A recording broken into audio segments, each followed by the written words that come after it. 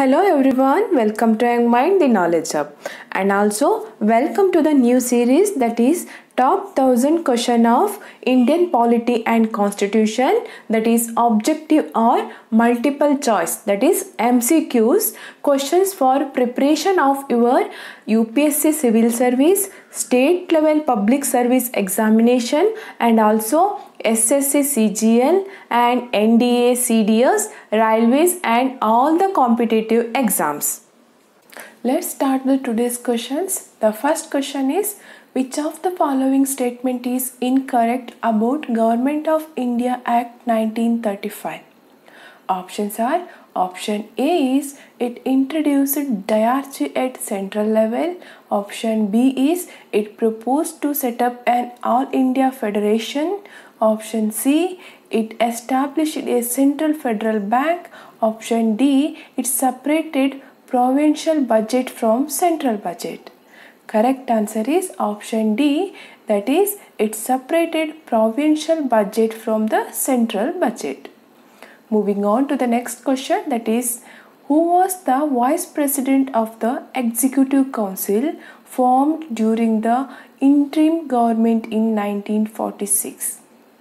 Option A, Dr. Rajendra Prasad. Option B, C. Rajagopalachari. Option C, K.M. Munshi. Option D, Jawaharlal Nehru. Correct answer is option D, that is Jawaharlal Nehru. Next question, in which year Constituent Assembly ratified India's membership to the Commonwealth? Options are 1948, 1949, 1950, 1951. Correct answer is option B, that is 1949. Next question, which of the following provisions cannot be amended by simple majority? Options are, option A, admission or establishment of new states. Option B, abolition or creation of legislative councils in states. Option C, direct principles of state policy. Option D, 6th schedule, administration of tribal areas. Correct answer is option C, that is directive principles of state policy. Next question, in whose name all executive actions of the Government of India are taken? Options are President, Vice President, Prime Minister, or Council of Ministers. Correct answer is first one, that is option A, the President. Next question, which of the following is correct with the respect to the Electoral College of Vice President? That is sentence 1, it contains of both elected and nominated members of Parliament. Second sentence, it does not include the members of state legislative assemblies. Correct answers are, options are given like this. Option A, only 1. Option B, only 2. Option C, both 1 and 2. Option D, neither 1, neither 2. Correct answer is C, both 1 and 2. Next question, the total number of ministers, including the Prime Minister, in the Council of Ministers shall not be exceed. That is option A, 5%, option B, 10%, option C, 15%, option D, 20%. Correct answer is option C, that is 15%. That is, according to the Constitution of India, the total number of ministers, including the Prime Minister, in the Council of Ministers shall not be exceed 15% of the total strength of the Lok Sabha. This provision was added by 91st Amendment of 2003. Next question, what happens if Lok Sabha passes a no confidence motion against the Council of Ministers? Options are, option A, only ministers from Lok Sabha resign. Option B, only ministers from Rajya Sabha resigns. Option C, all the ministers have to resign. Option D, none of the above.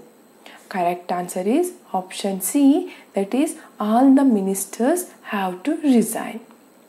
That is, when Lok Sabha or House of People passes a no confidence motion against the Council of Ministers, all the ministers, including those ministers who are from the Rajya Sabha, have to resign. Remember this. Next question. Which of the following states has reserved the maximum number of seats for scheduled tribes in Lok Sabha?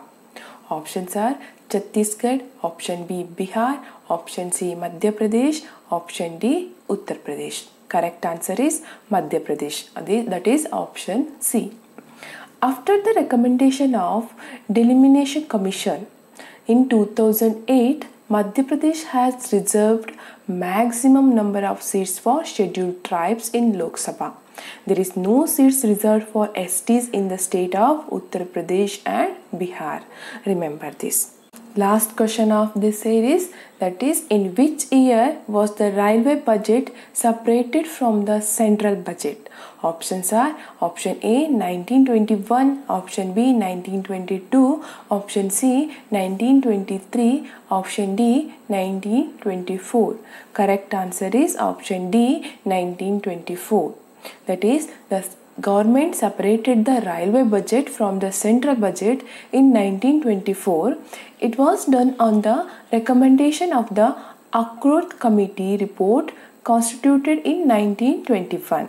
The aim was to introduce flexibility in railway finance.